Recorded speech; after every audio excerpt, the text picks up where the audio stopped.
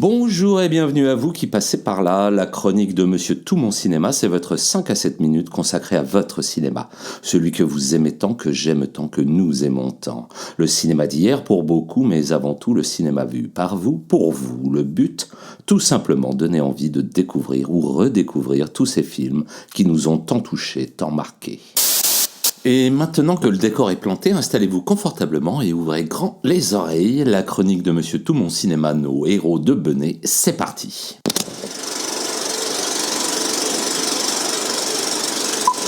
Allez savoir pourquoi, mais le cinéma a toujours aimé mettre en scène des naïfs, des candides, des simplés, des idiots, des crétins, des abrutis, des cons même. Bref, tout ce qu'on peut ranger sous le nom gentillet de Benet. Sans doute parce que dans la vie, on a toujours besoin d'un plus con que soi, histoire justement de se sentir un peu moins con.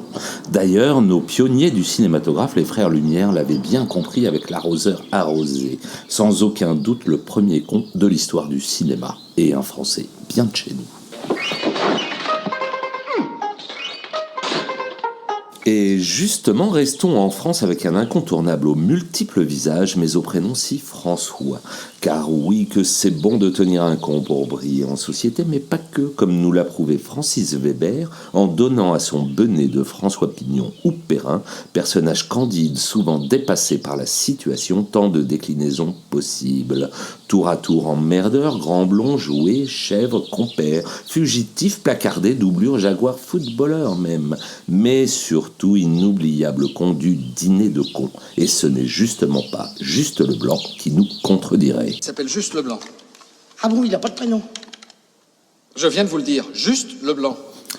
Maintenant, traversons l'Atlantique pour faire un tour du côté du cinéma des frères Cohen, eux aussi très friands des personnages de Benet.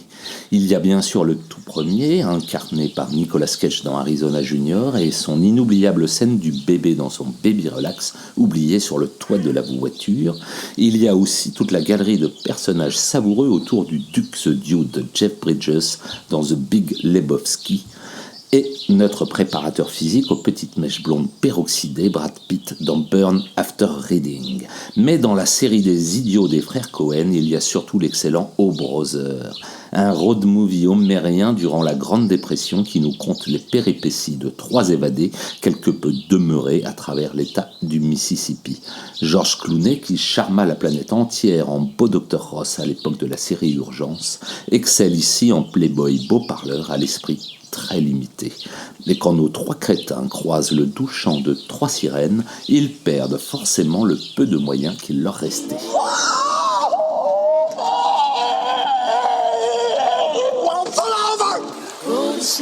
Well, you three young ladies are about the prettiest. Me and the devil makes three. Yes. Don't need no other love.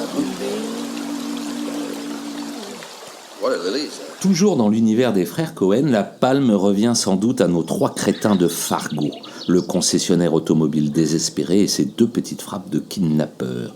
D'ailleurs, dans cette histoire un peu glaciale au fin fond du Minnesota, la seule à tirer son épingle du jeu est comme par hasard une femme, l'agent de police Marge Guderson, incarnée par Frances McDormand. I'm taking that fucking car. That fucker's mine. You fucking asshole. You know, I've been listening to your fucking bullshit all week. Are we square? Are we square? Yeah, you fucking mute. His wife? This guy said she was kidnapped last Wednesday. The day of our homicides. Revenons maintenant en France, direction Nice d'abord et son non moins célèbre spot de surf. Ici vit le roi de la casse, grand surfeur devant l'éternel, l'inénarrable Bryce de Nice. Un personnage un peu simplé, haut en couleur, une seule d'ailleurs, le yellow, et droit sorti de l'imaginaire de Jean Dujardin.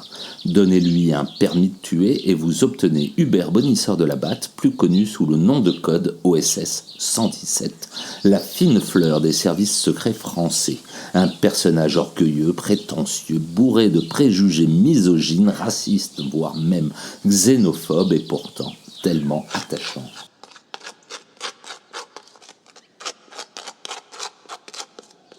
J'aime me beurrer la biscotte. Et quand vous n'avez plus un seul mais deux crétins qui se partagent l'écran, cela donne Dumb and Dumber.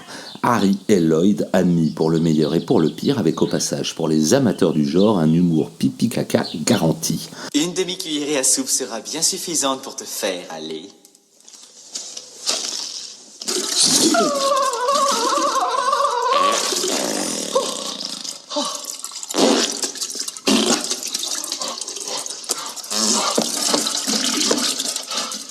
On peut bien évidemment leur préférer l'ami Simon de la Cité de la Peur qui, lui, vomit quand il est content.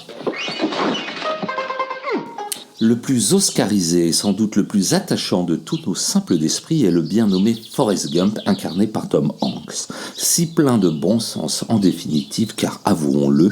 La vie, c'est comme une boîte de chocolat. On ne sait jamais sur quoi on va tomber. Mais l'autre simple d'esprit incontournable et bien français, celui-là, n'est autre que André Rimbaud dit Bourvil, qui a excellé dans les rôles dits de Benet. Non pas qu'il en était un dans la vraie vie, non, il n'est pas si coun-coun qu'il en a l'air.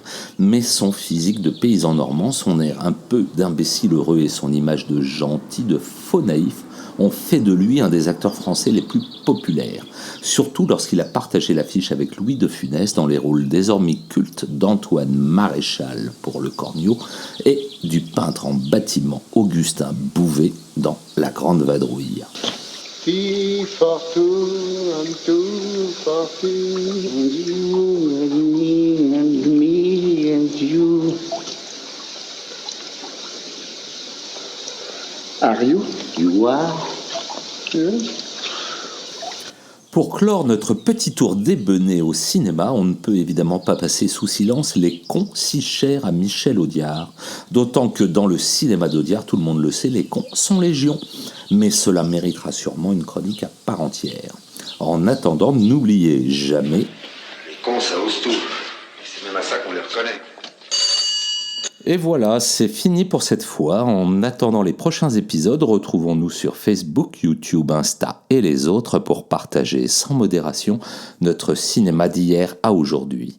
Pour nous suivre, un simple hashtag « Tout mon cinéma suffit » et surtout, n'hésitez pas à vous abonner, liker, noter, commenter, car, comme aurait dit Jean-Claude Duss... Vas-y, fonce. On sait jamais, sur un malentendu, ça peut marcher. Et à très vite, ici ou ailleurs sur la toile.